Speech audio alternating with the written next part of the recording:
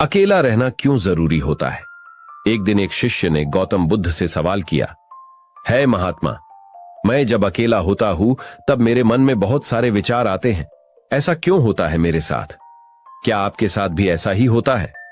बुद्ध उस शिष्य से बोले, जब इंसान भीड़ से दूर अकेला होता है तब वो व्यक्ति अपने अंदर की आवाज की सुन पाता है, और जो इंसान शांत रहकर अपने अंदर की आवाज सुन सकता है वो जीवन में कभी दुखी नहीं रह पाता।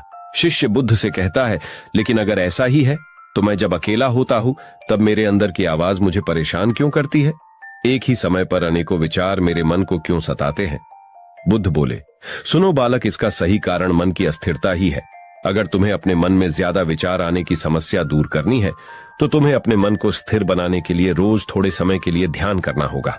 जब ध्यान की ये प्रक्रिया तुम हर दिन करोगे तब तुम्हारा मन तुम्हारे चुप रहने की ताकत। एक बार गौतम बुद्ध अपनी भिक्षु के साथ रास्ते पर जा रहे थे। तभी अचानक सड़क के किनारे एक व्यक्ति आया। उसने गौतम बुद्ध और उनके भिक्षुओं को आगे की ओर जाते देखा। तभी वह जोर जोर से हंसने लगा। यह देखकर महात्मा बुद्ध और उनके भिक्षु वहीं ठहर गए। फिर व्यक्ति उनके पास गया और वह गौतम बुद्ध और भिक्षुओं को बुरा भला बोलने लगा। उनके वस्त्रों और उनके ज्ञानों का मजाक उड़ाने लगा। यह देखकर महात्मा बुद्ध के भिक्षु बहुत नाराज हुए, मगर बुद्ध काफी मौन और खुश थे। ये देखकर उनके भिक्षुओं को और क्रोध आ गया। उन्होंने पूछा कि आप उसे जवाब क्यों नहीं दे रहे हो?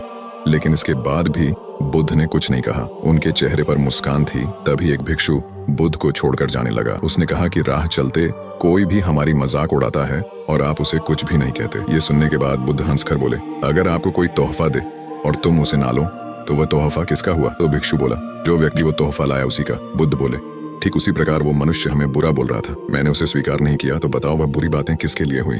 भिक्षु बोला, उसी व्यक्ति के लिए। खुद पर ध्यान देने के फायदे क्या है?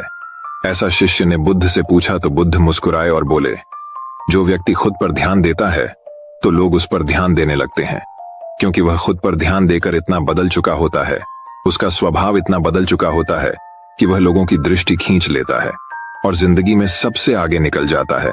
वह सफलता के पीछे नहीं दौड़ता, बल्कि सफलता उसके पीछे दौड़ के आती है। इसलिए अकेले रहकर खुद को सुधारने का प्रयास करो। नमो बुद्ध। समय और भाग्य दोनों ही परिवर्तनशील है। इन पर किसी को अहंकार नहीं करना चाहिए। वक्त से हारा या जीता नहीं जाता, केवल सिखा जाता है। नमो बुद्धाय। 5 एडवाइस जरूर जाने जो जिंदगी भर काम आएंगे। 1. अपनी जिंदगी के फैसले खुद से लेने चाहिए। 2. किसी पर भी भरोसा मत करो।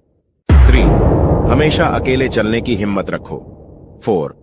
अपने माँ बाप की बात सुनो। 5. हर महीने पैसे सेव करो, चाहे कितने भी कम क्यों ना हो। कर्मों के बारे में कुछ और बातें। 1. अच्छे कर्मों का फल हमेशा सुखदायी होता है।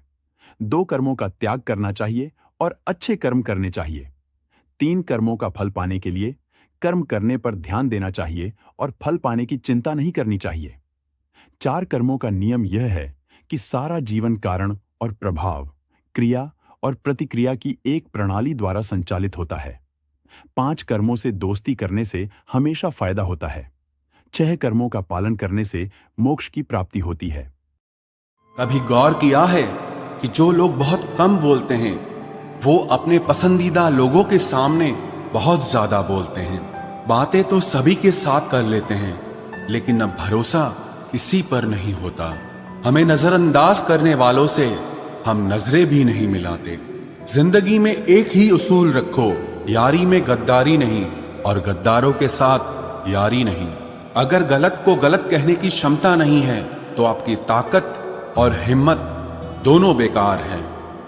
जीवन में एक बात हमेशा याद रखना कि सबसे ज्यादा अपमान अपने पसंद के लोगों से ही मिलता है। ये जो तुम दिल के साफ होना, देखना दिमाग वालों से हार जाओगे।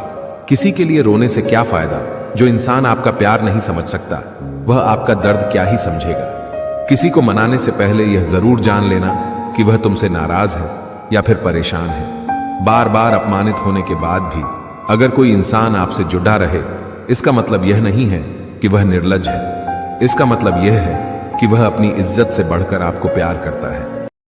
एक इंसान न तब तक ही सहन करता है जब तक उसके सहने की हद होती है, लेकिन जब वो हद पार हो जाती है तब ना ही वो रिश्तों को जरूरी समझता है, ना ही अपनों को जरूरी समझता है।